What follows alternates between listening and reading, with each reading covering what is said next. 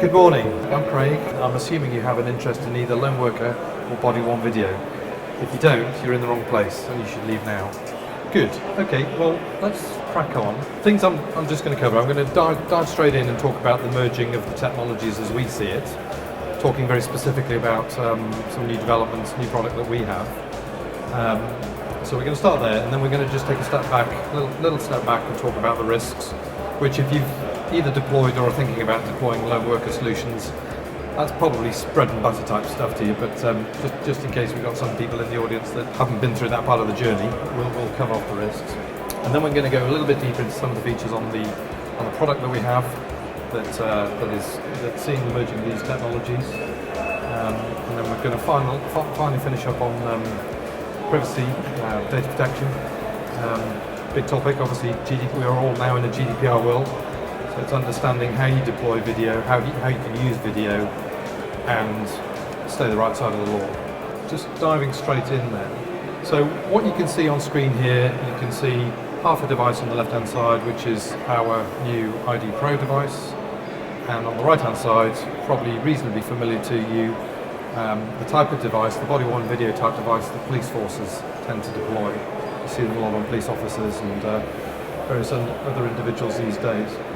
So I wanted to start here really just and highlight to you, the key differences between a video-enabled lone worker device and a body-worn video device. Okay?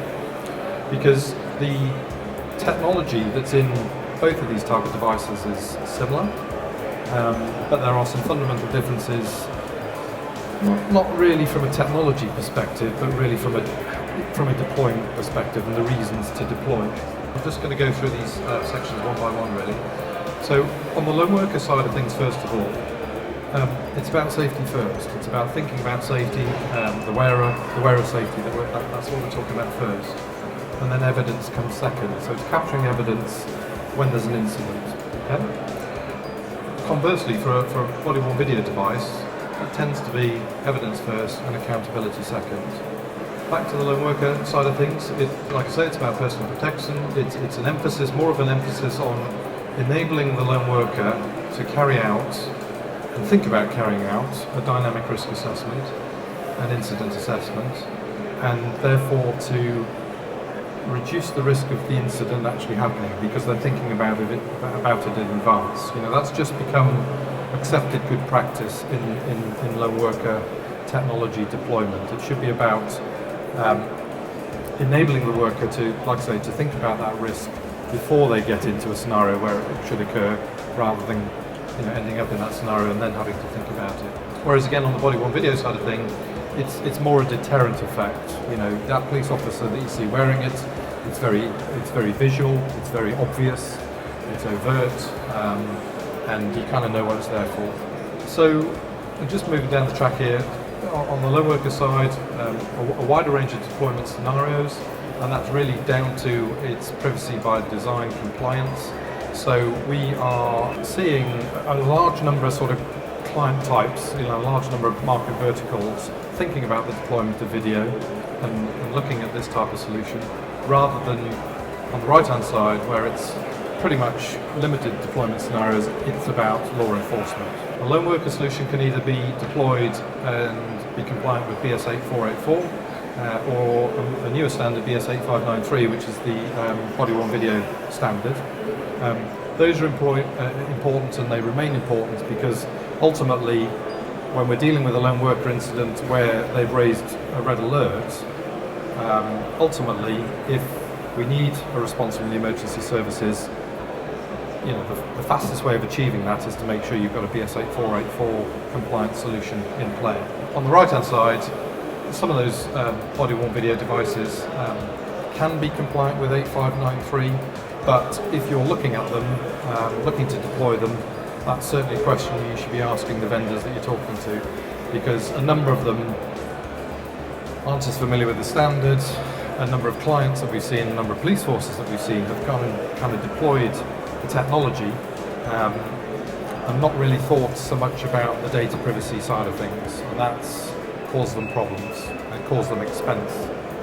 So on the lone worker side of things, we respect the kind of data minimization type logic. We're recording video only when there's an incident going on, okay? Whereas again, conversely, on the body-worn video device, that's more of a video always-on type principle. So it's recording for long periods of time, like I say, typically on a police officer, and then that data is used for evidence in the event of an incident. So recording, video recording, so this is when you get into the ribs of your data privacy impact assessment, recording of video is justified on the basis of the vital interests of the wearer. It's about personal safety principally, and that just makes the DPIA, doesn't make it any less relevant or less of a requirement, but it makes it simpler to create and work to. And finally, because of the deployment scenarios principally, the lone worker devices, they're just more discreet. They're smaller, they're lighter, they look more like the ID badge, whereas obviously the police type body-worn video devices, they're big and chunky and they're very, very obvious, very overt. This is perhaps a more graphical way of saying the same thing really. On the lone worker side of things, there's more of an emphasis there on threat assessment rising up and a less of a focus on a deterrent, whereas body-worn video device deployed to a police officer, for example, it's more about the deterrent and then it goes the other way. But the common band in the middle there is it's about gathering evidence, because from an employer's perspective, gathering video evidence of an incident, that's a much richer experience. The evidential integrity of that and the use of that is much more powerful than where we've come from, where we've been heavily reliant on audio evidence only. To summarise in this particular section, we have had to adapt ourselves because we've started to engage with customers who are either coming at this from our traditional lone worker market, and that was the reason for my question at the start really, just to try and understand your background. But that's where people are coming from, the original lone worker market, where they're starting to appreciate that there might be added benefit and value in having that video evidence. But it's where we're also seeing interest in combining video with some of the other features that exist in this device, where we can start to look after lone workers who are indoors, and we can start to be more proactive about educating lone workers about risk that they may face as they go into a particular geographic location. And I'll come on to that a little more in a couple of slides' time. Whereas those that we're talking to who've kind of come at this historically from a body-worn video perspective, what's appealing to them is the smaller, lighter, more discreet form factor, and fundamentally the fact that we're moving the video evidence from the device through to our alarm receiving center. So the storage of the video, is in the alarm receiving center and not locally in the device. Okay? And there have been a number of examples where police officers have been physically assaulted and the bad guys have taken the camera. And so that's, you've lost an expensive bit of kit, but the bigger issue is the GDPR nightmare that then goes with the fact that personal data that's on that video, you've now lost that. Whereas with our solution, we're moving that video through to the alarm receiving center and there is no local storage of the video on the device. So, like I say, taking a quick step back, and I'll probably run through this reasonably quickly because I suspect it'll be bread and butter. But the risks that often exist, we've just got some statistics up here. 3 markets that we're focusing on, and I've got a slide on each. Housing, retail, and healthcare. These are still shocking statistics. I joined this industry 15, 16 years ago, and we had statistics like this then, and we don't see any sign of that abating, unfortunately.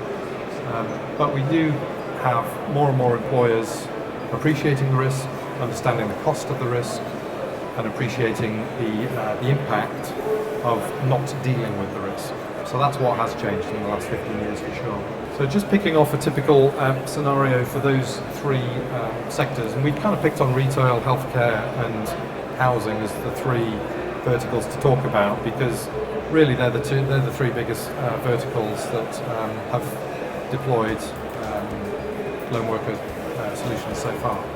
So in retail, an example, store manager, often starting or ending their day working alone. They may have key holding duties, they may have responsibilities for moving cash to a bank, They may be out in the warehouse, they might be outside the environment emptying the trash, that kind of stuff. Gone are the days where a retail person is kind of behind the point of sale. They're very mobile these days. So with the new technology that we now have, just highlighting here a couple of the new benefits that we're able to deliver to this type of individual. From a communication perspective, we can be more proactive now about pushing risk-related data to them. So, if there's a particular risk, it may be a temporary risk, it may be a permanent risk in a particular geographic area, we can be more proactive about pushing, or you, as an employer, can be more proactive about pushing that risk and making the worker aware of that risk when they're in that environment, and having them acknowledge that they've understood that risk. Okay, so that's an audit trail. Safety, so if they get into a situation, the primary risk affecting these type of individuals is what we call social risk. It's verbal abuse, physical assault, maybe robbery related. But if that goes on, then they can obviously very discreetly raise a red alert. And now we're into a scenario where we're able to capture video of that situation. Okay, it's happening on private land, typically in a retail store. So that's all fairly straightforward when it comes to the data privacy impact assessment. So evidence gathering, big opportunity here, because as we've all seen the sort of, the type of quality of CCTV that gets shown on Crime Watch and that kind of stuff from the cameras in the corners of the store, where you very rarely get a very clear visual on the individuals involved in the incident.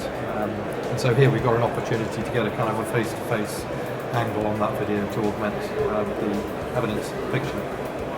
And finally, this is one specific to retail.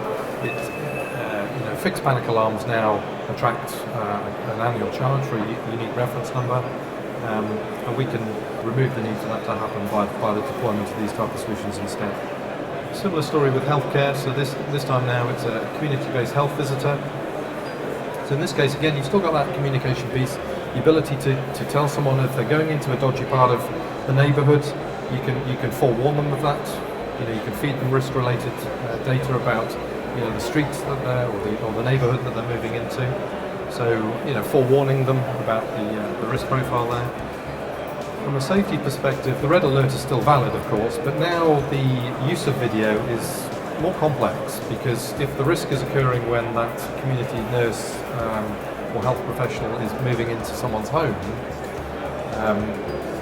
that's their workplace, but it is someone's home. So that now makes the DPIA different, more complex, less problematic if the location is in a hospital or in a surgery type of environment. Finally, on housing, and we picked on here someone who has more of an incapacitation risk rather than social risk. So a maintenance guy or a tradesman, their risk is coming more from the job that they're doing, or electricity, that kind of stuff. So in this scenario, what we found is a number of housing associations, for example, were very keen to communicate to those individuals about specific risks in a property. So it may be asbestos in the environment, it may be that electricity, high voltage electricity exists in a given area, the kind of risks that might cause them to become incapacitated. So proactively notifying them of that risk, and again having them acknowledge that they've understood that. Safety-wise, if they have an incapacitation type risk, the technology is still able to spot that the worker is in an incident. So we can spot through the orientation change and a period of non-movement that the worker is becoming incapacitated, and then follow an escalation path through to our alarm receiving centre and handle that on your behalf. A few slides on the technology itself. So this is the device I'm wearing here. It still looks like an ID card holder, but it's got a whole bunch of new features in it compared to the previous devices that we've had and still have in our range, which have largely been audio-based devices. So it's very much designed to be fit for purpose and to meet the requirements of today's employers and users. The quality of the device is much higher, focused very much on quality, ultimately about the quality of the audio, the quality of the video, because that's the evidence piece. Okay, so if you're deploying this, you want to be certain that if you're capturing evidence that enables you to take action against the service user, or to involve the police, and then any action that may come about then thereafter, quality of the evidence is all important. So for example, one example, we've moved to having twin digital microphones in the device rather than a single analog microphone. On the back of the device, and that's what you saw on the previous screen, there's now a touchscreen capability. So it's still a device that's designed to be discreet when worn normally and not used. And that touchscreen on the back of the device is dark, when it's not being used. But introducing a screen and a GUI to the users just now enables us to talk more to you about very specific risks that you may have, that you want to use that screen to communicate back to the user on. Okay, so either that risk messaging piece, or there might be specific tasks that you want the individual to carry out relating to risk or safety, and we can now talk to you about putting specific icons onto the screen there to carry out those type of functions. So it's highly configurable in that respect. It's designed and made in Britain. We're really quite proud of that fact.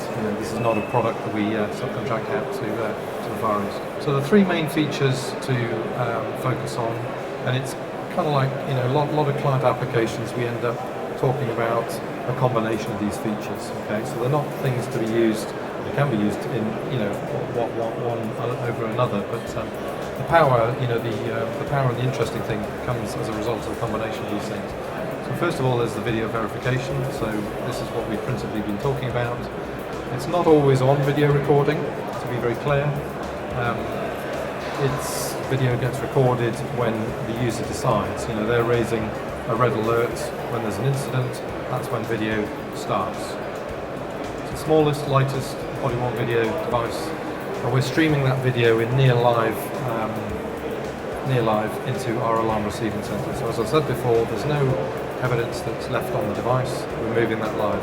It enables our operator in our alarm receiving center to get that visual on what's going on right now, and obviously that helps them speed up the process of escalation, and helps with what's the proportional level of escalation that's required. So it's more discreet. There's no individual docking required. A lot of the existing body-worn video devices, you have to take them back and dock them into a cradle. It's just USB charging.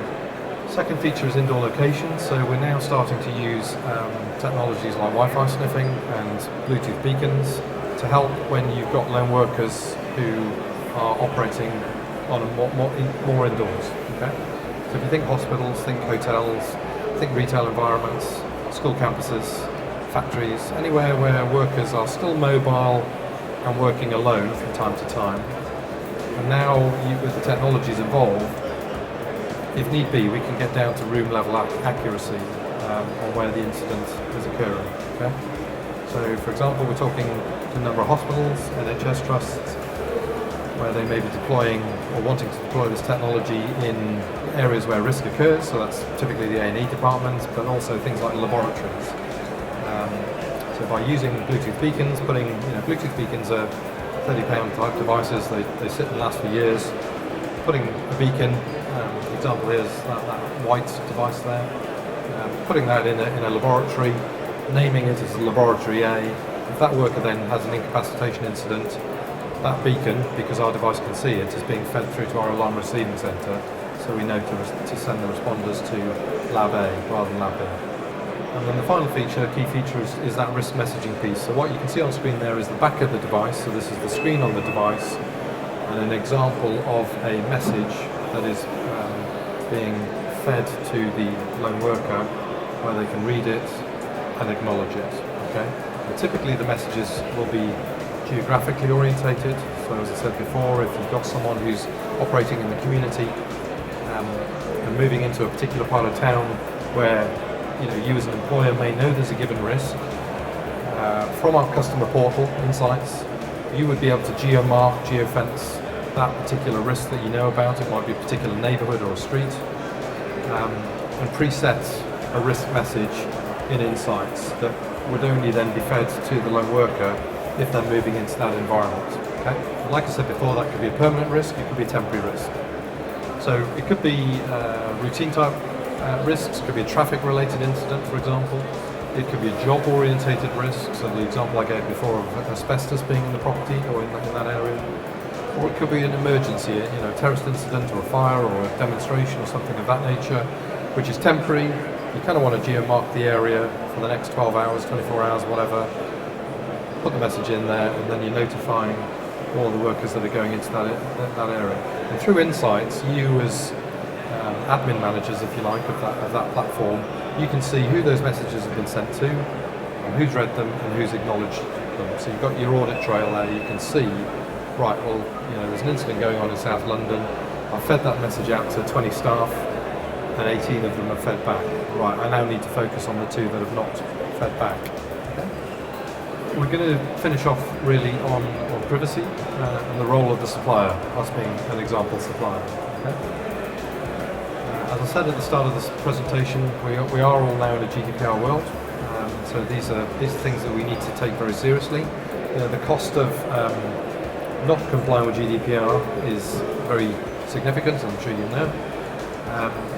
And really the message I want to give here is that deploying a video-based solution particularly, if you're using this type of technology for indoor location and for risk messaging, it doesn't really change the picture too much in respect to data protection. And we're very well versed, as are a number of suppliers, on how to work with you on making sure that you're GDPR compliant when you're talking about a traditional lone worker solution deployment.